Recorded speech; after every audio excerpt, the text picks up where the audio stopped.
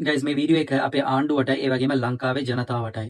මේක පටන් ගන්නවා වගේ නෙමෙයි මේක අවසානයේදී. nothing serious but චුට්ටක් serious.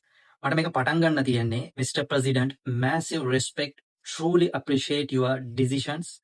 ඇත්තටම කියනවා නම් මේක පට්ට වැඩක්. ඒකෙදි හැබැයි මේක පොඩි දේවල් ටිකක් සාකච්ඡා කරන්න තියෙනවා. රටේ ජනතාව අනිවාර්යෙන් දැනගන්නට ඕනේ. ආණ්ඩුවත් මේකට අවධානය යොමු කරන්නට ඕන. රයිට්. සෝ මේ ඩිසාස්ටර් එක මේ දිත්වා සිලිකනාටුව ලංකාවට ඇවිල්ලා ලොකු බලපෑමක් ඇති කරා. මේක ඉතින් හැමෝම දන්නවා. ආයේ කලුතෙන් කියන්න දෙයක් නැහැ මේක ගැන.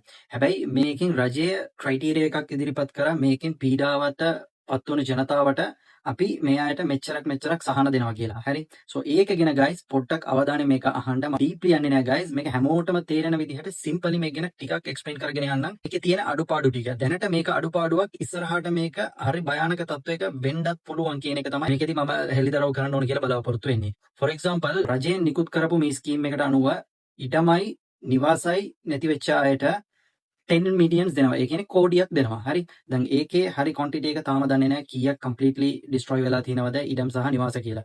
හැබැයි නිවාස කම්ප්ලීට්ලි ඩිස්ට්‍රොයි වෙච්ච අය ඉන්නවා 1200 ගණක්. රයිට්. සෝ ඒ අයට හම්බ වෙනවා මිලියන 5ක. ඒ කියන්නේ ලක්ෂ 50ක්. Right. DMC disaster management center එකකින් තියෙන data අනුව තමයි මම මේ කතා කරන්නේ. සෝ 1287කටම ලක්ෂ 50 ගානේ ගෙවන්න ගියාම අපිට අවශ්‍ය වෙනවා 6.4 බිලියන් රුපීස් අවශ්‍ය වෙනවා. 21.5 මිලියන් US ඩොලර්ස් අපිට අවශ්‍ය වෙනවා.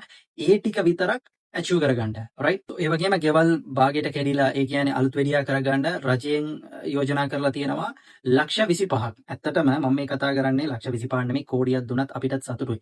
පොලිටිකල් කියන එක වෙනස්, ප්‍රැක්ටිකල් කියන එක වෙනස්. මේක අනිවාර්යෙන් ජනතාව තේරුම් ගන්නට ඕන. මේ වෙලාවේ පෑනික් එකක් තියෙන බව ඇත්තට. ඒ කැටගරි ඉන්නවා 44000ක්. රයිට්. සෝ ඒ අයට ලක්ෂ 25 ගානේ දුන්නොත් එහෙම අපිට අවශ්‍ය වෙනවා 70 මිලියන් ඩොලර්ස් අපිට අවශ්‍ය වෙනවා මේ අයට ගෙවන්න දැනට තියෙන ඩේටාස් අනුව. සෝ මේ ක්වොන්ටිටි එක guys වැඩි වීගෙන තමයි යන්නේ. මේක අඩු වෙන්නේ නැහැ. රයිට්. සෝ ඒකම තමයි guys immediate relief එක දැනට ඉෂුව කරන 15000 තිබ්බ එක 25000 කරා. සෝ ඒක දැනට ක්‍රියාත්මක කරන වැඩපිළිවෙලට අපිට අවශ්‍ය වෙනවා 7.5 බිලියන් LKR.